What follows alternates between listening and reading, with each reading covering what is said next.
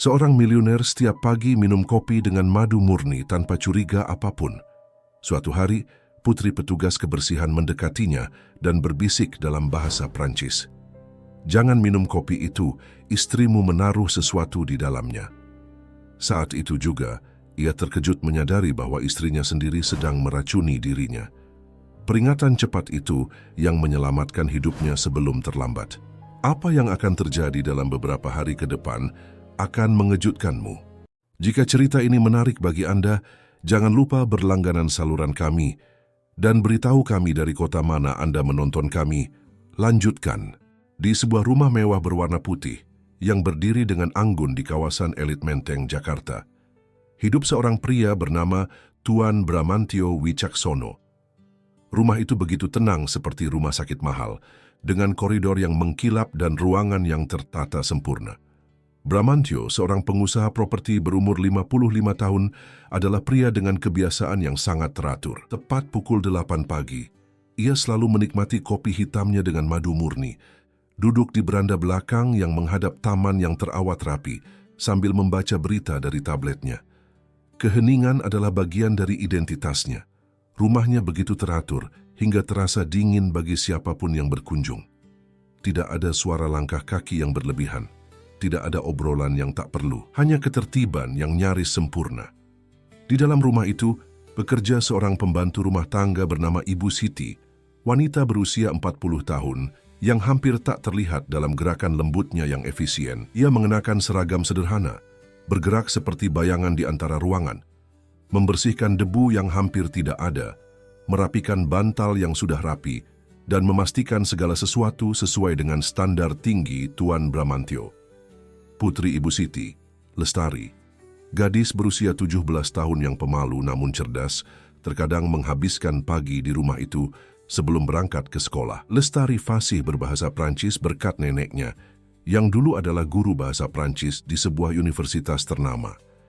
Gadis itu biasanya duduk di sudut dapur, mengerjakan pekerjaan rumahnya, atau membantu ibunya dengan tugas-tugas ringan. Lestari menyukai ketenangan rumah itu, merasakan keamanan di antara dinding-dinding putihnya yang tinggi, jauh dari keramaian Jakarta yang bising. Nyonya Kartika, istri Tuan Bramantyo, adalah wanita anggun berusia 42 tahun dengan wajah yang selalu tertata rapi dan pakaian desainer yang mahal.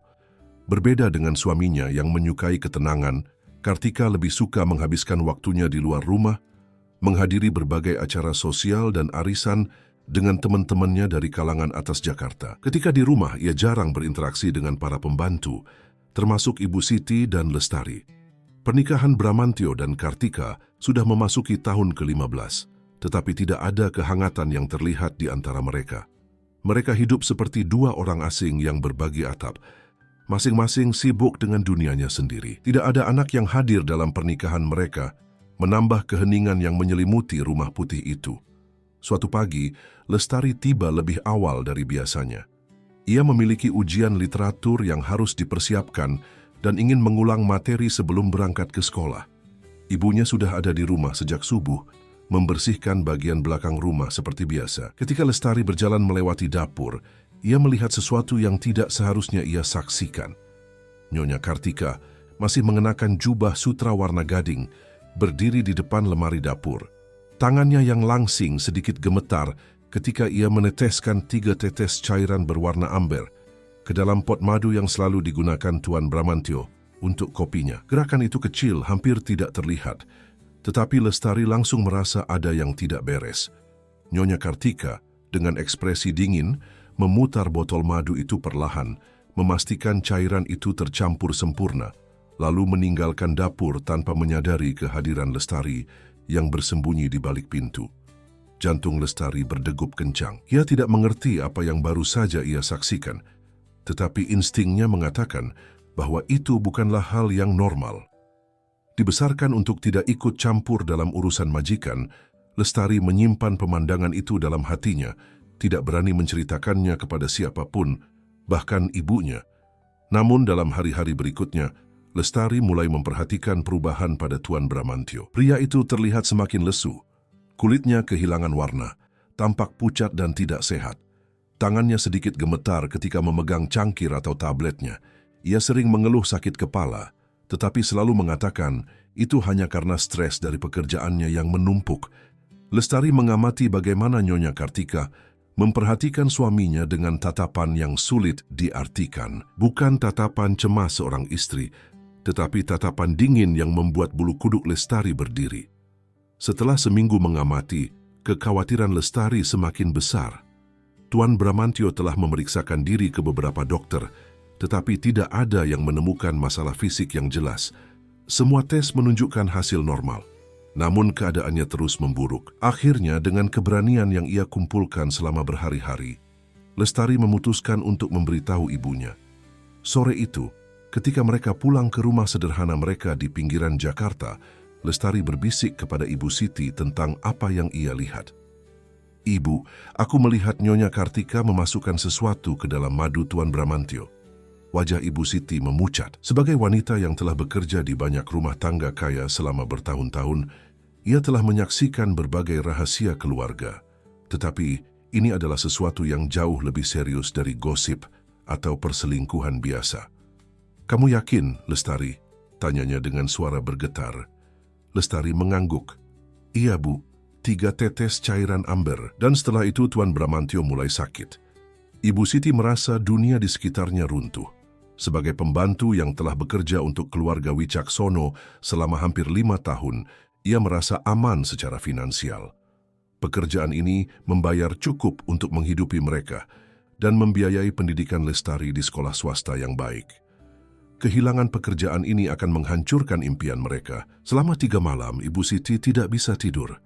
Ia mengamati Lestari yang tertidur lelap, berpikir apakah lebih baik untuk menarik diri dari situasi ini.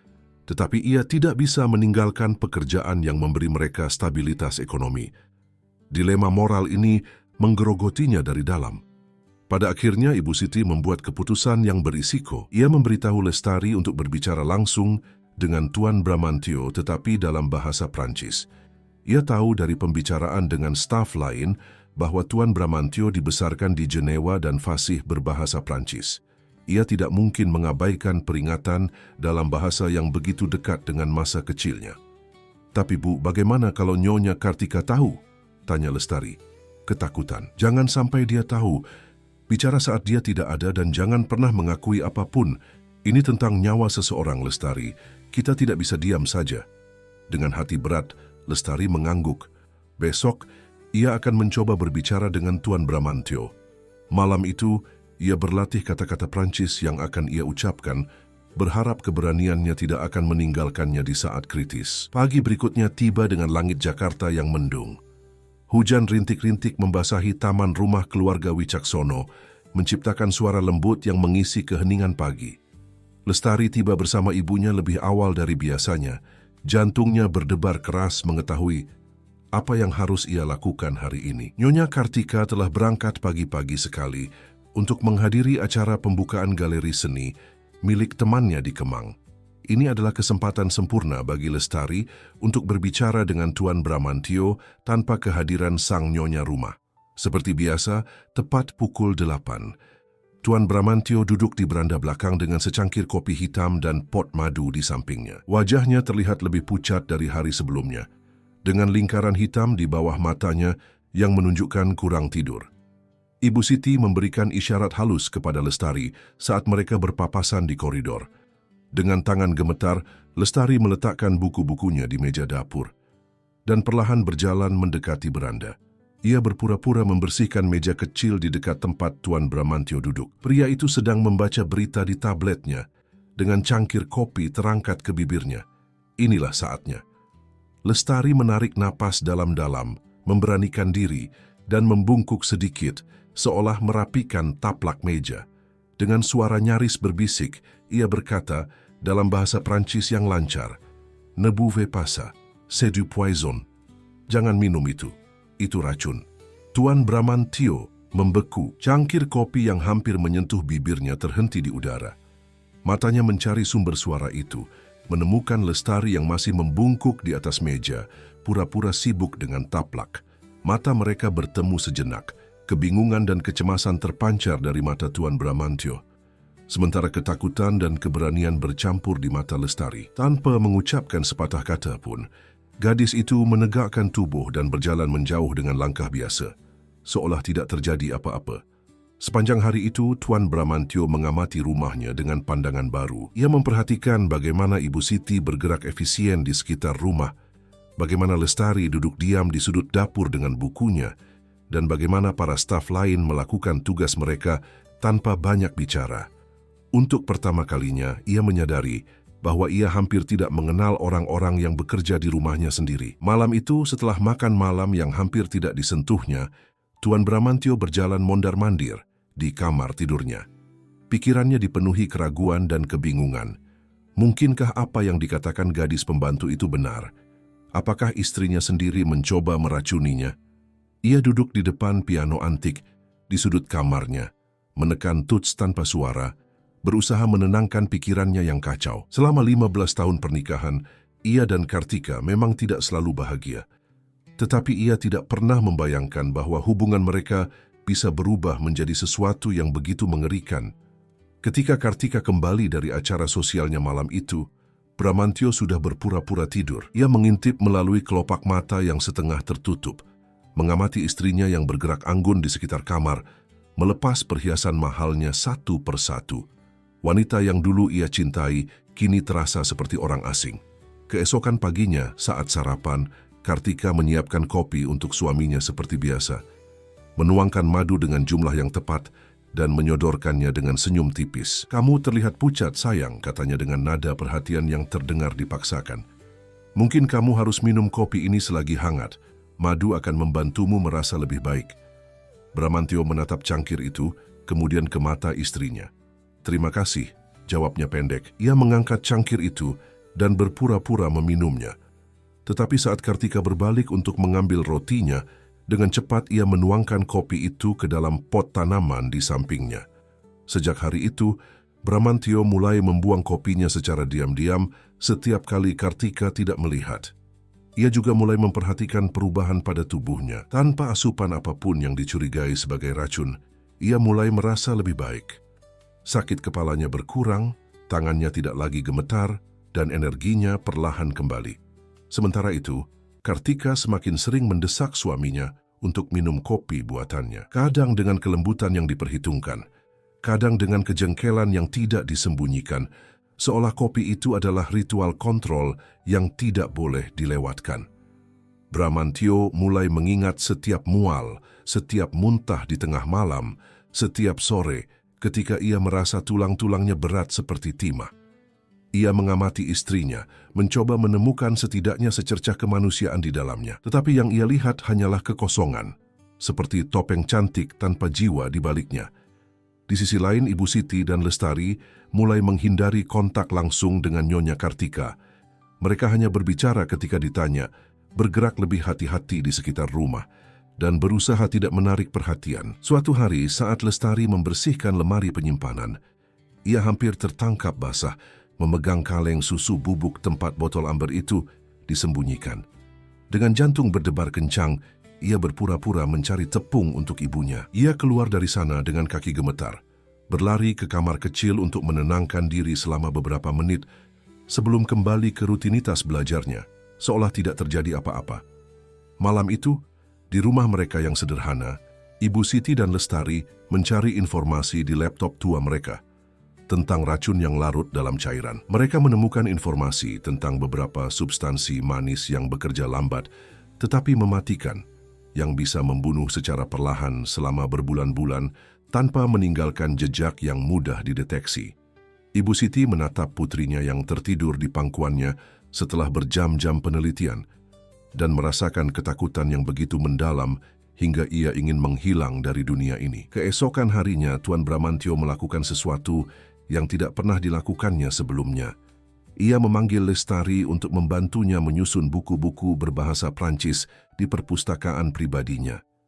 Ini adalah alasan untuk berbicara tanpa saksi. Dengan suara rendah dalam bahasa Prancis, ia bertanya, "Apakah kamu yakin dengan apa yang kamu lihat?" Lestari hanya mengangguk, matanya berkaca-kaca. Ia tidak berani mengatakan lebih banyak.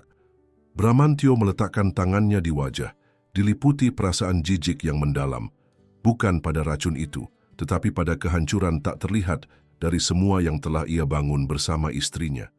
15 tahun pernikahan, proyek-proyek bersama, impian yang pernah mereka rajut, semua tampak seperti kebohongan besar sekarang. Sementara jarinya menelusuri deretan buku, Bramantyo menemukan sesuatu yang tersembunyi di antara volume-volume seni, surat-surat lama yang disimpan di balik buku-buku tebal. Dengan tangan gemetar, ia menarik salah satu amplop dan membukanya. Isinya adalah surat-surat cinta penuh gairah yang ditujukan untuk seorang pria yang tidak ia kenal. Surat-surat itu berisi kata-kata tentang pertemuan rahasia, makan malam di hotel-hotel diskresi, dan pujian-pujian intim. Pada halaman-halaman terakhir, terdapat kalimat-kalimat kejam tentang suaminya, menyebutnya sebagai pria tua yang tidak berguna dan mengharapkan agar semua ini segera berakhir, karena ia ingin bebas, kaya, dan akhirnya hidup sepenuhnya. Dalam sekejap, Bramantyo memahami segalanya. Ini bukan hanya tentang kebosanan, ini adalah pengkhianatan, dan Kartika menginginkan kematiannya untuk mendapatkan warisan tanpa skandal. Dengan tangan gemetar, ia memasukkan kembali surat-surat itu ke tempat asalnya dan menutup buku tersebut. Matanya bertemu dengan Lestari yang mengamatinya dengan cemas. "Terima kasih," bisiknya dalam bahasa Indonesia, suaranya nyaris tak terdengar. "Kamu mungkin telah menyelamatkan nyawaku." Sore itu, langit Jakarta diliputi awan mendung yang tebal. Hujan deras mulai turun, menciptakan harmoni suara yang memenuhi rumah putih keluarga Wicaksono. Tuan Bramantyo duduk di ruang kerjanya, menatap tetesan air yang mengalir di jendela besar. Pikirannya jauh menerawang, mencoba merangkai kepingan-kepingan puzzle yang kini mulai membentuk gambaran mengerikan. Dengan langkah mantap, ia mengangkat telepon dan menghubungi seorang teman lama. Bukan dokter biasa, melainkan seorang ahli toksikologi yang bekerja di laboratorium swasta terkemuka di Jakarta. Ia meminta temannya itu untuk datang ke rumah secara diam-diam, membawa peralatan untuk mengambil sampel darah dan rambut. "Aku tidak bisa menjelaskan detailnya sekarang," kata Bramantyo dengan suara rendah. "Tapi ini masalah hidup dan mati." Keesokan harinya, saat Kartika menghadiri pembukaan butik baru di Plaza Indonesia, seorang pria berjas dengan tas dokter datang ke rumah putih itu. Ibu Siti yang membukakan pintu, memandang dengan tatapan bertanya-tanya. "Saya teman lama Tuan Bramantyo," jelas pria itu singkat. Dia sudah menunggu di ruang kerja. Dr. Widodo, ahli toksikologi itu, mengambil sampel darah, rambut, dan kuku Bramantyo. Ia juga menerima sampel madu yang dicurigai telah dicampur dengan racun. "Jika dugaanmu benar, kita harus berhati-hati," kata dokter Widodo dengan wajah serius. "Racun yang bekerja perlahan seperti ini biasanya sangat berbahaya dan sulit dideteksi." "Berapa lama hasil tesnya akan keluar?" tanya Bramantyo. 3 hari. "Aku akan memprioritaskan ini dan melakukannya sendiri. Tidak ada yang akan tahu." Setelah Dr. Widodo pergi, Bramantyo memutuskan untuk mengambil langkah lebih jauh. Ia menghubungi seorang teknisi keamanan profesional, seseorang yang sering bekerja untuk perusahaannya, untuk memasang sistem keamanan di proyek-proyek properti eksklusif. "Aku butuh kamera tersembunyi, dipasang di beberapa lokasi di rumahku," jelasnya melalui telepon. "Terutama di dapur dan kamar tidur. Pastikan tidak ada yang bisa menemukannya." Teknisi itu, Pak Joko, tiba keesokan harinya, berpura-pura sebagai petugas perawatan AC.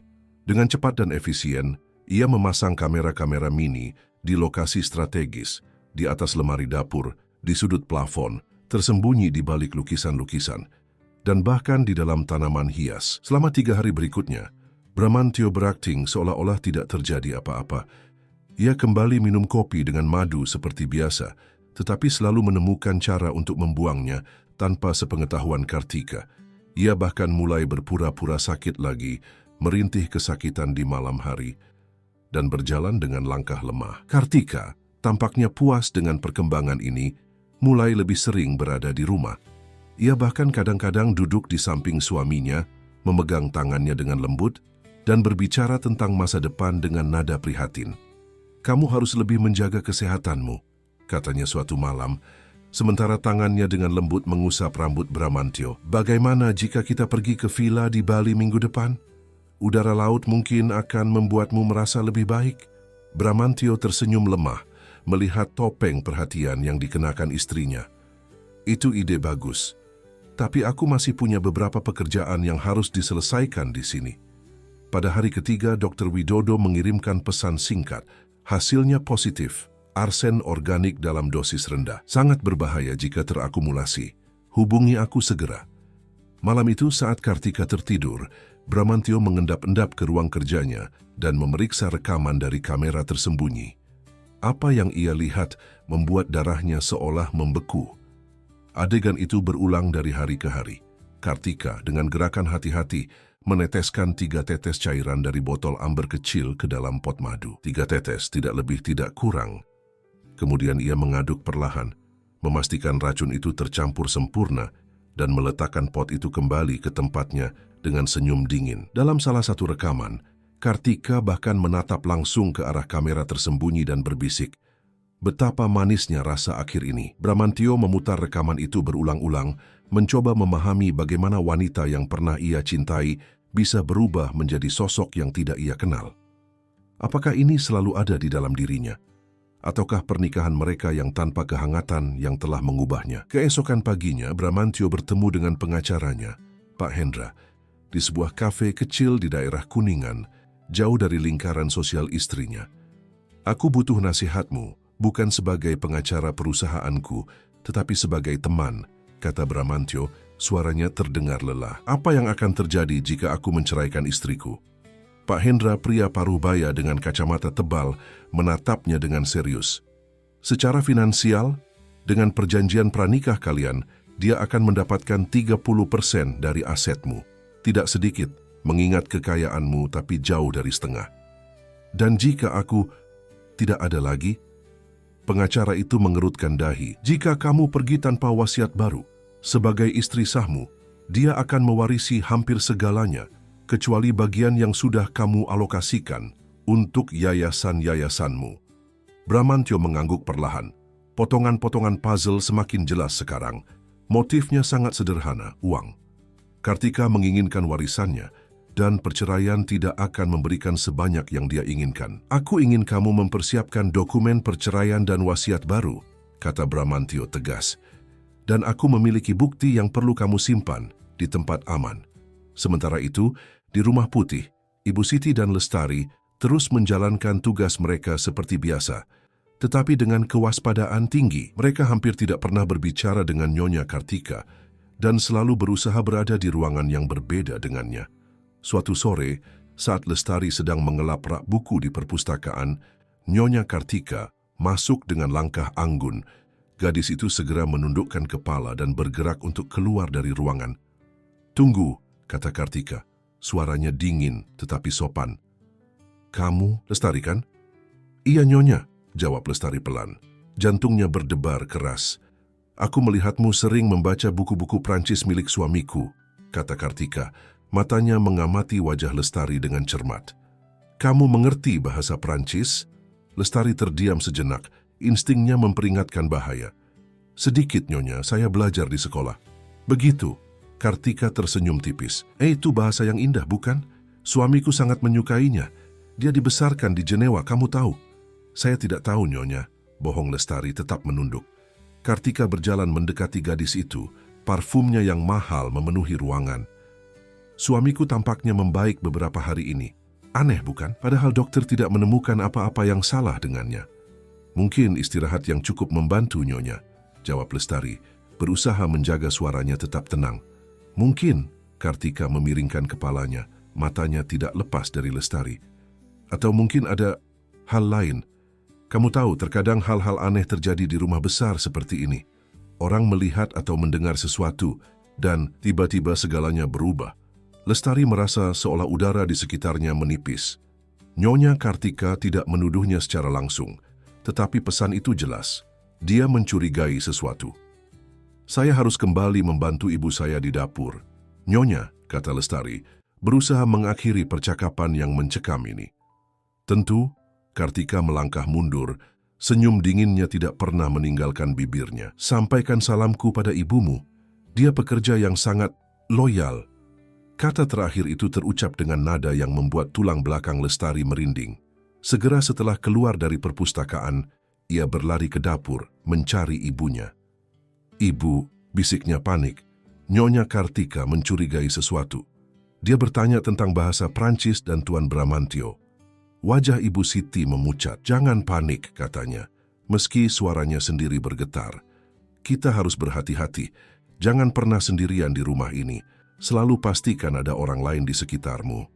Sore itu, ketika Tuan Bramantio kembali dari kantornya, Ibu Siti menemukan kesempatan singkat untuk berbicara dengannya saat Nyonya Kartika sedang menerima telepon di kamarnya. "Tuan," bisiknya cepat. Nyonya mulai mencurigai Lestari. "Saya takut dia akan melakukan sesuatu." Bramantio mengangguk, wajahnya serius. "Jangan khawatir, aku sudah mengambil langkah-langkah. Besok, aku akan menyelesaikan semuanya. Pastikan kamu dan Lestari tetap waspada hingga besok malam." Malam itu, Bramantio mengamati istrinya yang sedang membaca majalah mode di tempat tidur. Di balik kecantikannya yang sempurna, ia kini bisa melihat kekosongan yang mengerikan. Bagaimana ia bisa hidup dengan seseorang selama 15 tahun tanpa benar-benar mengenalnya? Pagi berikutnya, Jakarta diselimuti kabut tipis. Bramantio bangun lebih awal dari biasanya, melihat istrinya masih tertidur pulas di sampingnya. Untuk sesaat, ia mengamati wajah Kartika yang damai dalam tidurnya. Betapa kontras dengan kegelapan yang tersembunyi di balik kecantikannya. Dengan langkah hati-hati, ia keluar dari kamar dan menuju ruang kerjanya. Hari ini adalah hari yang sudah ia rencanakan dengan matang. Semalam, ia telah menyelesaikan perubahan wasiatnya dan mengirimkannya ke pengacaranya. Semua bukti, rekaman video, hasil tes laboratorium, dan surat-surat cinta Kartika telah disimpan di beberapa lokasi yang aman. Kini, tinggal satu langkah terakhir yang harus ia ambil. Saat Kartika akhirnya turun untuk sarapan, Bramantio sudah duduk di meja makan dengan secangkir teh hijau, bukan kopi dengan madu seperti biasanya. "Kamu tidak minum kopimu?" tanya Kartika, sedikit terkejut. "Aku ingin mencoba sesuatu yang berbeda pagi ini," jawab Bramantio dengan senyum tipis. "Dokter menyarankan untuk mengurangi kafein." Kartika duduk di hadapannya, matanya mengamati suaminya dengan cermat. "Kamu terlihat lebih baik hari ini." "Aku memang merasa lebih baik," jawab Bramantio. "Bahkan, aku berencana untuk kembali ke kantor pusat hari ini. Ada beberapa hal yang perlu kuselesaikan secara langsung." Ekspresi Kartika berubah, campuran antara kejutan dan mungkin kekecewaan. "Bukankah terlalu cepat? Kamu masih dalam pemulihan." Dokter mengatakan, aktivitas ringan justru akan membantu. Lagi pula, ada berkas-berkas penting yang tidak bisa ditunda lagi. Kartika tampak ingin membantah, tetapi hanya mengangguk pelan. "Tentu jika itu yang kamu inginkan. Tapi jangan terlalu memaksakan diri." Setelah Bramantio berangkat ke kantor, Kartika mondar-mandir di kamarnya dengan gelisah. Ia mengambil ponselnya dan menghubungi seseorang. "Dia pergi ke kantor hari ini," katanya dengan suara rendah. "Sepertinya dia semakin kuat, bukan semakin lemah." "Aku tidak mengerti." Jeda sejenak sementara ia mendengarkan jawaban dari seberang telepon. "Ya, aku masih melakukannya. 3 tetes setiap hari, seperti yang kamu katakan. Tidak mungkin dia kebal." Lestari, yang kebetulan melewati kamar Nyonya Kartika untuk membersihkan kamar sebelah, tidak sengaja mendengar percakapan itu. Jantungnya berdegup kencang. Ternyata Nyonya Kartika tidak sendirian dalam rencana jahatnya. Ada orang lain yang terlibat. Di kantor, Bramantio bertemu dengan tim keamanan yang telah ia percaya selama bertahun-tahun. Ia menjelaskan situasi yang sedang dihadapinya tanpa menyebutkan nama Kartika secara langsung. "Aku butuh pengawasan ekstra di rumahku selama beberapa hari ke depan," jelasnya. "Dan juga untuk 2 orang yang bekerja di sana, seorang ibu dan putrinya." Kepala Keamanan Pak Dharma mengangguk serius. "Kami akan mengatur semuanya, Pak. Tidak akan ada yang menyadari kehadiran kami." Sore itu, Bramantio menerima telepon dari laboratorium. Dr. Widodo sendiri yang menghubunginya. "Aku sudah menganalisis lebih lanjut sampel yang kamu berikan," katanya. "Ini bukan arsen biasa. Ini senyawa arsen organik yang sangat khusus. Biasanya digunakan dalam penelitian farmasi. Sangat sulit didapatkan oleh orang awam." "Apa artinya itu?" tanya Bramantio. "Artinya, Siapapun yang memberikan ini padamu, pasti memiliki koneksi ke industri farmasi atau laboratorium penelitian tingkat tinggi.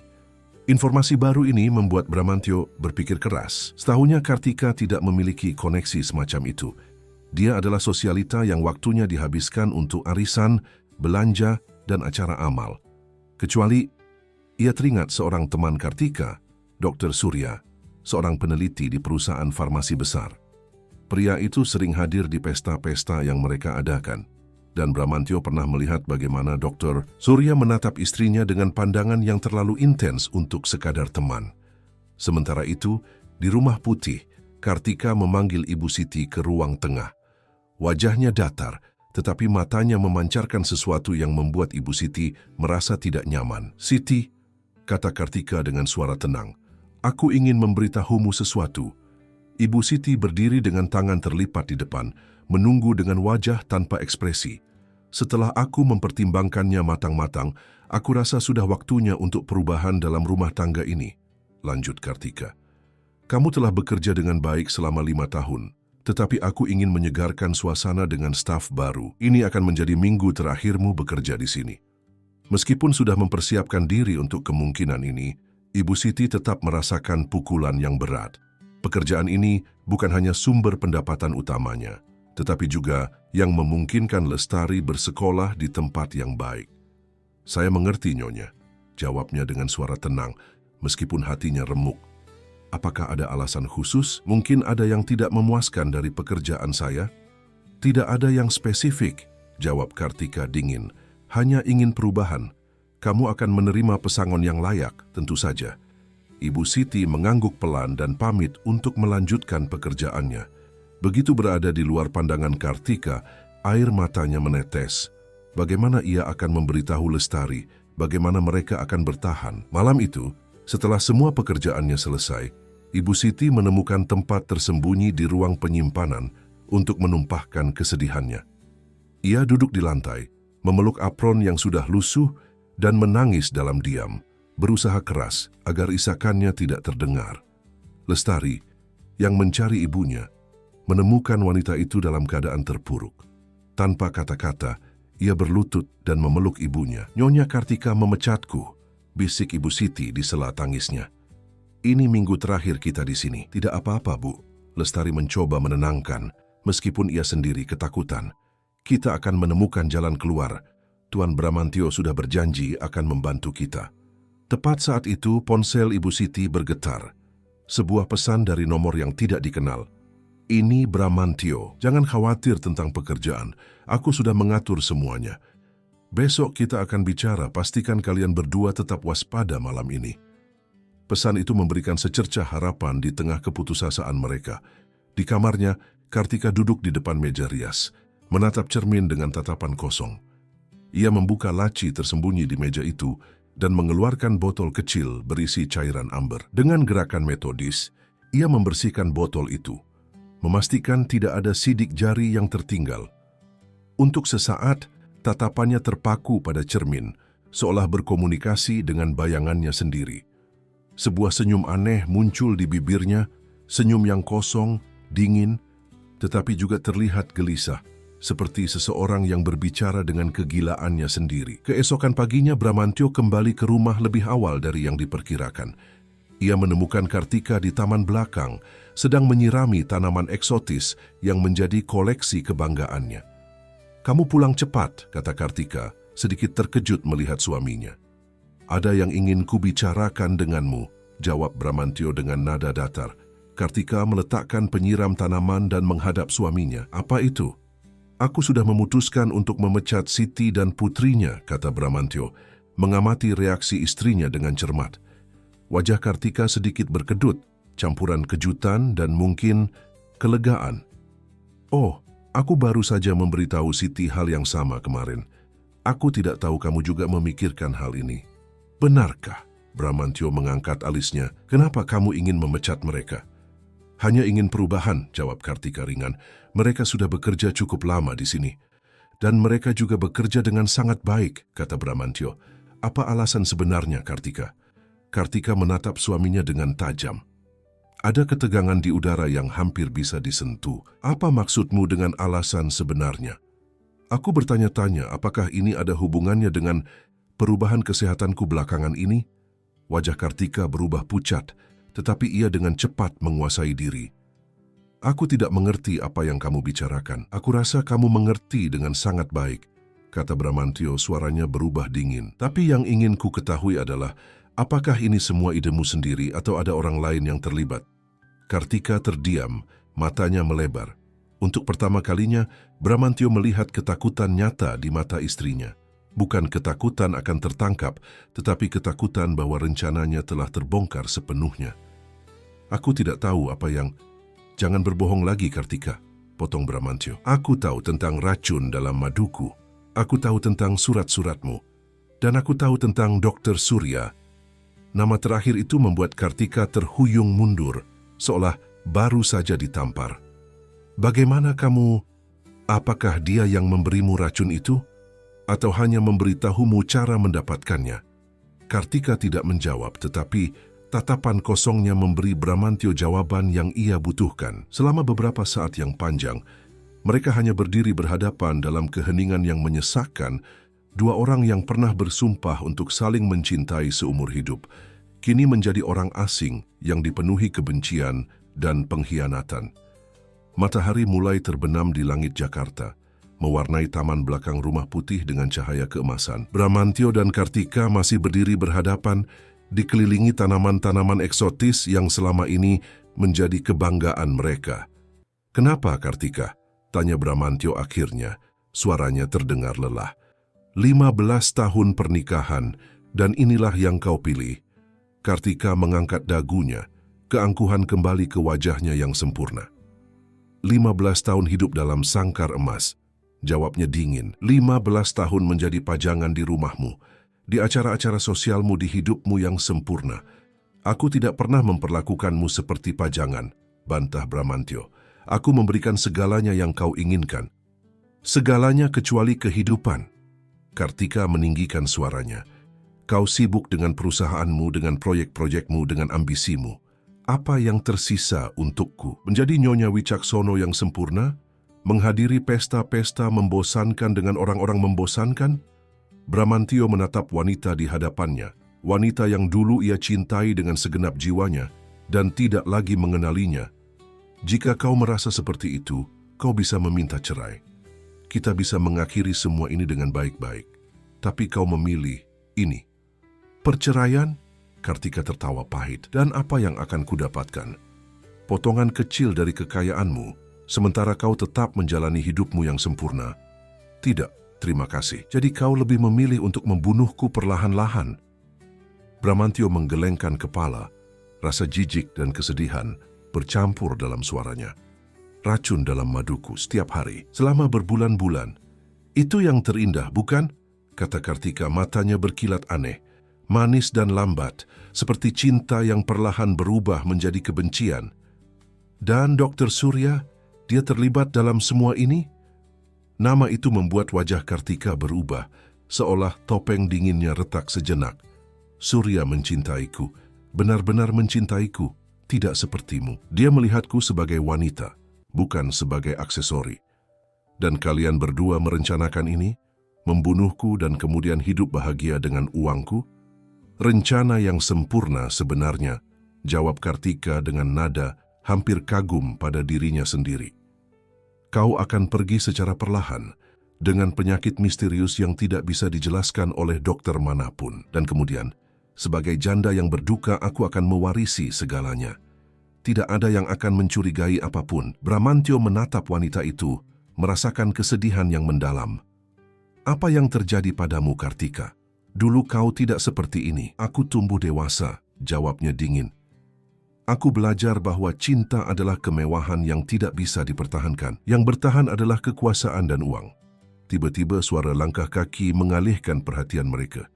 Lestari berdiri di ambang pintu taman, wajahnya pucat. Gadis itu jelas telah mendengar sebagian percakapan mereka.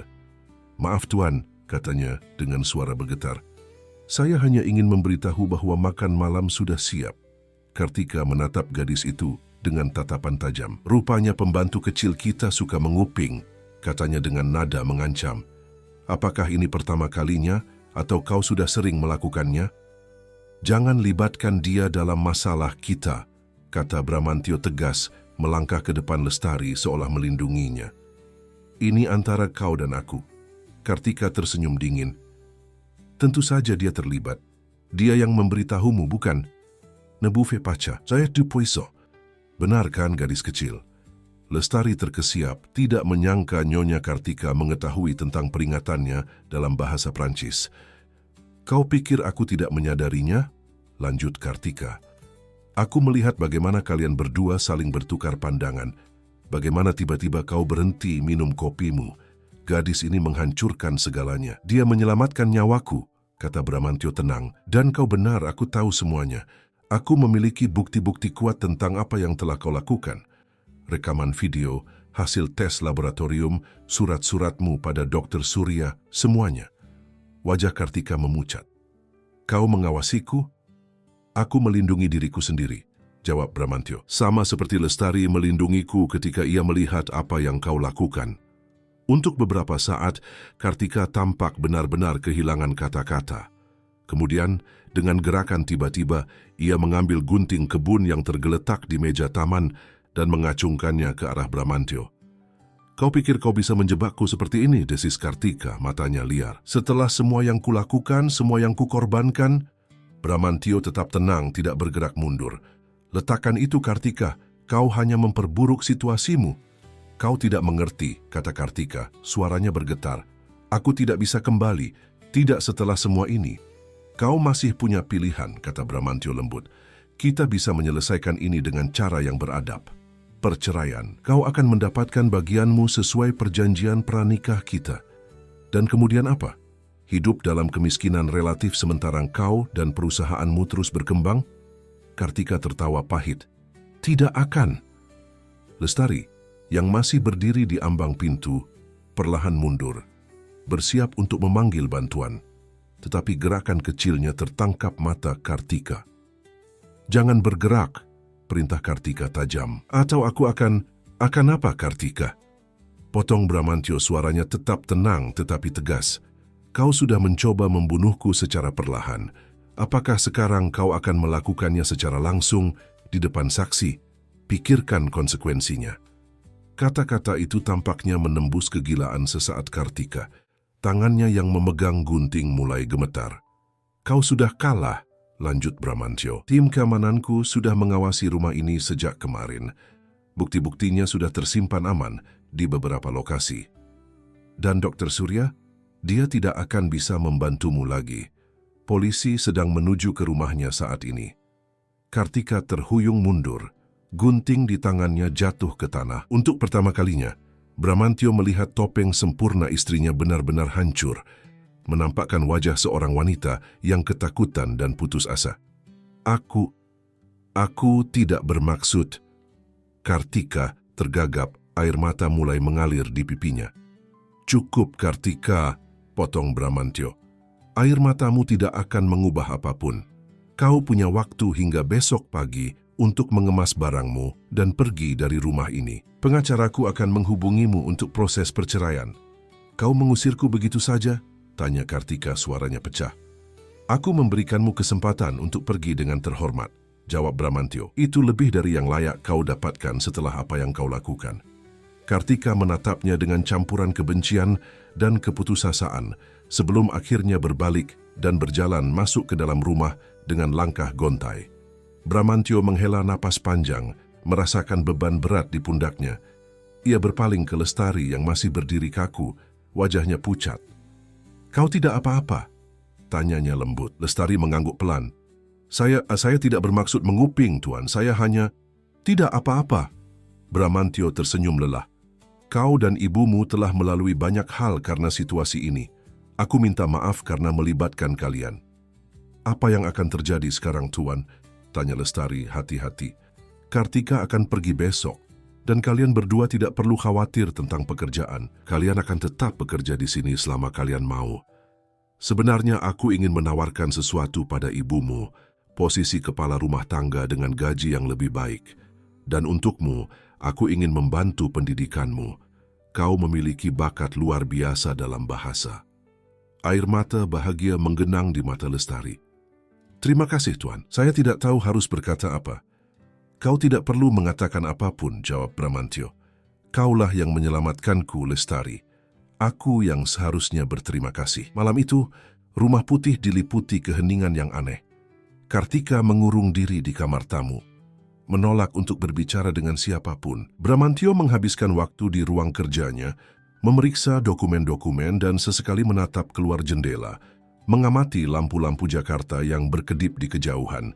Ibu Siti dan Lestari pulang ke rumah kecil mereka dengan perasaan campur aduk, lega karena badai telah berlalu, tetapi juga cemas menghadapi hari esok yang tidak pasti. Apa yang akan terjadi pada Nyonya Kartika, Bu? Tanya Lestari saat mereka duduk menikmati teh hangat di ruang tengah sederhana mereka. Itu bukan urusan kita, Nak, jawab Ibu Siti bijak. Setiap orang akan menuai apa yang mereka tanam. Yang penting adalah kita telah melakukan hal yang benar meskipun itu sulit dan menakutkan. Lestari mengangguk, menyesap tehnya perlahan. Aku takut, Bu. Tapi aku lebih takut jika tidak melakukan apa-apa dan membiarkan Tuan Bramantyo terus diracuni. Ibu Siti memeluk putrinya dengan bangga. Kau memiliki hati yang berani dan jiwa yang lurus, Lestari. Nenekmu pasti sangat bangga padamu. Keesokan paginya, matahari bersinar cerah di langit Jakarta. Bramantyo sudah duduk di ruang makan ketika Kartika turun dengan 2 koper besar. Wajahnya kembali menampilkan topeng dingin yang sempurna, seolah kejadian kemarin tidak pernah terjadi. Aku sudah selesai berkemas, katanya datar. Bramantyo mengangguk, mobilku akan mengantarmu ke hotel pilihanmu. Tidak perlu, tolak Kartika. Aku sudah memanggil taksi. Bramantyo tidak memaksa. Ia hanya memandang wanita yang pernah menjadi pusat hidupnya itu. Cantik, anggun dan sekarang terasa begitu asing. Apakah kita benar-benar berakhir seperti ini? Tanya Bramantyo akhirnya. Kartika menatapnya tanpa ekspresi. Kita berakhir sejak lama, Bramantyo. Hanya saja tidak ada yang berani mengakuinya. Dengan kata-kata itu, Kartika berbalik dan berjalan ke pintu depan. Tidak ada air mata, tidak ada ucapan perpisahan yang emosional. Ia melangkah keluar dari Rumah Putih dengan langkah tegap, tidak menoleh ke belakang, meninggalkan 15 tahun pernikahan mereka seperti seseorang yang melepaskan pakaian yang sudah tidak diinginkan. Bramantyo mengamati kepergian istrinya dari jendela, merasakan campuran kesedihan dan kelegaan. Kesedihan untuk cinta yang telah mati dan impian yang hancur. Kelegaan karena semuanya akhirnya berakhir. Di Rumah Putih, keheningan kembali menyelimuti. Tetapi kali ini, itu adalah keheningan yang berbeda. Bukan keheningan yang diisi dengan ketakutan dan rahasia, tetapi keheningan duka untuk apa yang telah hilang dan tidak akan pernah kembali. 3 bulan telah berlalu sejak kepergian Kartika. Kehidupan di Rumah Putih perlahan-lahan menemukan ritme barunya. Bramantyo, yang dulu terkenal dengan kebiasaannya yang kaku dan teratur, kini lebih santai dalam menjalani hari-harinya. Tidak ada lagi jadwal minum kopi dengan madu tepat pukul 8 pagi. Tidak ada lagi keheningan yang mencekam di setiap sudut rumah. Ibu Siti, dalam perannya yang baru sebagai kepala rumah tangga, telah membawa perubahan kecil tetapi signifikan. Bunga-bunga segar kini selalu hadir di meja ruang tengah. Aroma masakan rumahan sering mengisi dapur, menggantikan makanan catering yang dulu menjadi pilihan Kartika. Suara-suara kehidupan, obrolan para staf, langkah kaki, tawa sesekali, tidak lagi dianggap sebagai gangguan. Lestari dengan dukungan penuh dari Bramantyo, kini bersekolah di sekolah internasional terbaik di Jakarta. Bakatnya dalam bahasa semakin terasah dan ia bahkan mulai belajar bahasa ketiga, Mandarin, untuk melengkapi bahasa Indonesia dan Prancisnya. Di sore hari, ia masih sering menghabiskan waktu di perpustakaan rumah Bramantyo, membaca buku-buku koleksi pria itu atau mengerjakan tugas sekolahnya. Suatu sore di musim hujan, Bramantyo menemukan Lestari sedang membaca di sudut perpustakaan favoritnya. Gadis itu begitu tenggelam dalam bukunya hingga tidak menyadari kehadirannya. "Buku apa yang kamu baca?" tanya Bramantyo, mengejutkan Lestari. "Oh, Tuan," Lestari tersentak. "Maaf, saya tidak melihat Tuan masuk." Bramantyo tersenyum. "Tidak apa-apa, kamu terlihat sangat serius." Lestari mengangkat bukunya, menunjukkan sampul Le Deuxième Sexe karya Simone de Beauvoir. Ini buku yang saya temukan di rak belakang. Saya harap Tuan tidak keberatan saya membacanya. Tentu tidak. Bramantyo mengambil tempat duduk di seberangnya. Itu buku yang luar biasa tentang feminisme. Agak berat untuk gadis seusiamu, tapi aku tidak terkejut kamu tertarik padanya. Nenek saya dulu sering menceritakan tentang buku ini, kata Lestari dengan mata berbinar. Dia sangat mengagumi Simone de Beauvoir. Nenekmu pasti orang yang luar biasa, komentar Bramantyo. Ya, dia adalah guru bahasa Prancis sebelum pensiun. Dia selalu mengatakan bahwa bahasa adalah jembatan menuju dunia yang lebih luas. Bramantyo mengangguk setuju. Nenekmu benar. Dan kamu, Lestari, sudah membangun jembatan yang kokoh dengan bakatmu. Mereka terdiam sejenak. Suara hujan yang turun di luar menjadi latar belakang yang menenangkan. Tuan, Lestari memecah keheningan, suaranya sedikit ragu. Bolehkah saya bertanya sesuatu? Tentu. Apakah Tuan baik-baik saja? Maksud saya, setelah semua yang terjadi. Bramantyo menatap keluar jendela, mengamati tetesan hujan yang mengalir di kaca. Aku masih dalam proses, Lestari. Mengkhianati seseorang yang kau cintai adalah satu hal, tapi mencoba menghilangkan nyawa seseorang, itu meninggalkan luka yang jauh lebih dalam. Saya mengerti, kata Lestari lembut. Maaf jika saya terlalu lancang. Tidak, pertanyaanmu sah, Bramantyo tersenyum tipis. Bagaimanapun, kamu adalah orang yang menyelamatkan hidupku. Itu memberimu hak istimewa untuk bertanya hal-hal yang mungkin tidak akan kutoleransi dari orang lain. Lestari tersipu. Saya hanya melakukan apa yang saya rasa benar, Tuan. Dan itulah yang membuatnya lebih berharga, kata Bramantyo. Kamu mengambil risiko besar untuk seseorang yang hampir tidak kamu kenal. Itu menunjukkan karakter yang luar biasa. Pembicaraan mereka terganggu oleh kedatangan Ibu Siti yang membawa nampan berisi teh dan kue-kue kecil. Maaf mengganggu, Tuan, katanya sopan. Saya pikir Tuan dan Lestari mungkin ingin teh hangat di cuaca seperti ini.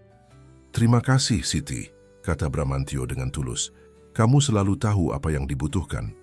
Ibu Siti tersenyum dan mundur, meninggalkan mereka dengan teh yang mengepul. Ibumu adalah wanita yang luar biasa, komentar Bramantyo setelah Ibu Siti pergi. Dia menjalankan rumah ini lebih baik dari yang pernah kulakukan. Ibu selalu seperti itu, kata Lestari dengan bangga. Dia bisa membuat rumah sederhana kami terasa seperti istana dengan sentuhan kecilnya. Bramantyo menyesap tehnya, merasakan kehangatan yang menyebar ke seluruh tubuhnya. Kamu tahu, Lestari, aku sudah memikirkan sesuatu. Bagaimana menurutmu jika aku mendirikan yayasan pendidikan untuk anak-anak yang kurang mampu? Fokus utamanya pada pendidikan bahasa dan literasi. Mata Lestari melebar dengan antusias. Itu ide yang luar biasa, Tuan. Aku ingin kamu dan ibumu terlibat dalam proyek ini, lanjut Bramantyo. Pengalaman kalian akan sangat berharga. Saya merasa terhormat, Tuan, dan saya yakin Ibu juga akan merasa begitu. Bagus, Bramantyo mengangguk puas. Kita akan mulai merencanakan detailnya minggu depan. Lestari kembali ke bukunya, tetapi pikirannya dipenuhi dengan kemungkinan-kemungkinan baru. Dari sudut matanya, ia mengamati Bramantyo yang kini menatap keluar jendela. Terlarut dalam pikirannya sendiri. Pria itu telah mengalami pengkhianatan yang luar biasa, tetapi alih-alih menjadi pahit, ia memilih untuk mengubah pengalamannya menjadi sesuatu yang positif. Beberapa hari kemudian, saat merapikan buku-buku di perpustakaan, Lestari menemukan setangkai bunga kering yang terselip di antara halaman-halaman Le Deuxième Sexe. Bunga itu tampak sudah sangat lama disimpan. Warnanya memudar tetapi bentuknya masih terlihat jelas. Bunga melati kecil. Saat Bramantyo memasuki perpustakaan, Lestari menunjukkan temuannya. Saya menemukan ini di dalam buku, katanya, mengangkat bunga kering itu dengan hati-hati. Bramantyo mengambil bunga itu, memeriksanya dengan senyum nostalgia. Ini pasti sudah ada di sana selama bertahun-tahun. Buku ini adalah hadiah dari ibuku saat aku lulus kuliah di Prancis. Nenek saya juga suka menyimpan bunga di dalam buku, kata Lestari. Dia bilang bunga-bunga itu menyimpan kenangan dan perasaan seperti halaman-halaman yang menjaganya. Bramantyo merasakan sesuatu mengganjal di tenggorokannya. Nenekmu adalah wanita yang bijak. Ia mengembalikan bunga itu ke tangan Lestari. Simpanlah, mungkin suatu hari nanti kamu akan menambahkan bungamu sendiri ke dalam buku ini. Lestari menerima bunga itu dengan hati-hati, tersentuh oleh kepercayaan yang diberikan padanya. Dalam minggu-minggu berikutnya, perubahan kecil terus terjadi di Rumah Putih. Bramantyo mulai mengundang teman-teman dan kolega untuk makan malam sederhana, sesuatu yang jarang terjadi selama pernikahannya dengan Kartika. Ibu Siti mengejutkan semua orang dengan keterampilan memasaknya, menyajikan hidangan tradisional Indonesia yang membuat para tamu terpesona. Lestari, meskipun masih pemalu, mulai lebih terlibat dalam percakapan, terutama ketika topiknya adalah literatur atau bahasa. Beberapa tamu Bramantyo yang merupakan akademisi atau pengusaha internasional terkesan dengan kefasihan gadis muda itu dalam bahasa Prancis dan pemahamannya tentang karya-karya sastra klasik. Suatu hari yang hujan, Bramantyo pulang dari kantor lebih awal dan menemukan Lestari sedang meletakkan bunga segar di meja ruang tengah. Tradisi kecil yang telah dimulai Ibu Siti. Bunga yang indah, komentar Bramantyo. Melati dan mawar putih, Lestari mengangguk. Ibu bilang Rumah Putih ini perlu sentuhan kehidupan, dan putih adalah warna kesucian dan awal baru. Bramantyo tersenyum. Ibumu benar, rumah ini terlalu lama diliputi keheningan yang dingin. Lestari ragu-ragu sejenak, kemudian berkata, "Saya menemukan sesuatu di perpustakaan kemarin. Sebuah foto lama di balik rak buku." "Foto?" Bramantyo tampak penasaran. Lestari mengeluarkan foto yang terlipat dengan hati-hati dari sakunya. "Ini Tuan, bukan, dan wanita di sebelah Tuan." Bramantyo menerima foto itu dan wajahnya melembut. Itu adalah foto dirinya, jauh lebih muda, bersama seorang wanita cantik dengan senyum hangat. Mereka berdiri di depan Menara Eiffel, terlihat bahagia dan penuh harapan. "Ini ibuku," kata Bramantyo lembut. "Diambil saat dia mengunjungiku di Paris selama masa studiku. Itu adalah kunjungan terakhirnya sebelum dia meninggal karena sakit." "Maaf Tuan," kata Lestari, menyesal telah membangkitkan kenangan sedih. "Tidak apa-apa," Bramantyo tersenyum. "Aku senang kamu menemukannya. Sudah lama aku tidak melihat foto ini. Ibuku adalah wanita yang luar biasa, cerdas, baik hati, dan selalu melihat kebaikan dalam diri orang lain." "Dia tampak sangat bahagia dalam foto itu," komentar Lestari. "Ya, dia memang begitu. Dia percaya bahwa kebahagiaan adalah pilihan, bahkan di tengah kesulitan." Bramantyo menggenggam foto itu dengan hati-hati. "Terima kasih, Lestari. Ini adalah hadiah yang berharga." Malam itu, hujan turun dengan deras di Jakarta. Bramantyo duduk di depan piano tuanya, memainkan melodi lembut yang sudah lama tidak ia mainkan. Ibu Siti sedang menyelesaikan beberapa pekerjaan di dapur, sementara Lestari duduk di sofa dekat piano, mendengarkan dengan mata terpejam. Dalam momen ketenangan itu, Bramantyo menyadari betapa banyak yang telah berubah. Rumah Putih yang dulu begitu dingin dan formal, kini dipenuhi dengan kehangatan dan kehidupan. Setelah mengalami pengkhianatan yang mendalam, ia menemukan kesetiaan dan kejujuran dari orang-orang yang paling tidak ia duga. Beberapa hari kemudian, saat Bramantyo sedang memeriksa dokumen-dokumen di ruang kerjanya, ia menemukan sebuah buku kecil yang diletakkan dengan rapi di mejanya. Sebuah novel berbahasa Prancis dengan pembatas buku dari bunga kering. Bunga melati yang sama yang ditemukan Lestari di perpustakaan. Tidak ada pesan, tidak ada catatan. Tapi Bramantyo mengerti. Itu adalah cara Lestari untuk berbicara dalam bahasanya sendiri, dengan waktunya sendiri. Musim hujan di Jakarta perlahan berganti dengan hari-hari yang lebih cerah. Yayasan pendidikan yang direncanakan Bramantyo mulai terbentuk, dengan Ibu Siti sebagai salah satu pengurusnya dan Lestari sebagai asisten guru bahasa untuk program akhir pekan. Rumah Putih, yang dulu menjadi simbol kesempurnaan dingin, kini menjadi tempat di mana kehidupan mengalir dengan natural. Bramantyo yang dulu terikat dengan rutinitas dan ketertiban yang kaku, mulai menikmati kejutan-kejutan kecil kehidupan, seperti menemukan bunga segar di mejanya setiap pagi, atau mendengar tawa Lestari saat bercanda dengan ibunya di dapur. Suatu malam, saat hujan rintik-rintik membasahi Jakarta, Bramantyo duduk di beranda belakang dengan secangkir teh hangat. Ibu Siti bergabung dengannya, membawa sepiring kecil kue tradisional. "Bagaimana harimu, Tuan?" tanya Ibu Siti sopan. "Baik, Siti, dan tolong, kita sudah melewati banyak hal bersama." Panggil saja aku Bram saat kita tidak di depan orang lain. Ibu Siti tersenyum malu. Sulit untuk mengubah kebiasaan, Tuan. Maksud saya, Bram. Mereka duduk dalam keheningan yang nyaman, mendengarkan suara hujan. Aku ingin berterima kasih padamu, Siti, kata Bramantio akhirnya. Tidak hanya untuk kesetiaanmu selama krisis itu, tetapi juga untuk semua yang kamu lakukan sejak saat itu. Kamu dan Lestari telah membawa kehidupan kembali ke rumah ini. Kami yang seharusnya berterima kasih, jawab Ibu Siti tulus. Tuan, Bram telah memberikan kesempatan baru bagi kami, terutama untuk Lestari. Pendidikannya, masa depannya. Dia adalah gadis yang luar biasa, kata Bramantio.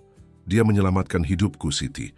Bukan hanya dari racun itu, tetapi dari kehidupan yang hampa yang telah kujalani selama bertahun-tahun. Ibu Siti mengangguk mengerti. Terkadang kita menemukan keberanian dari tempat yang paling tidak terduga. Dan terkadang kita menemukan keluarga di tempat yang tidak pernah kita bayangkan, tambah Bramantio dengan senyum hangat. Dari jauh terdengar suara piano.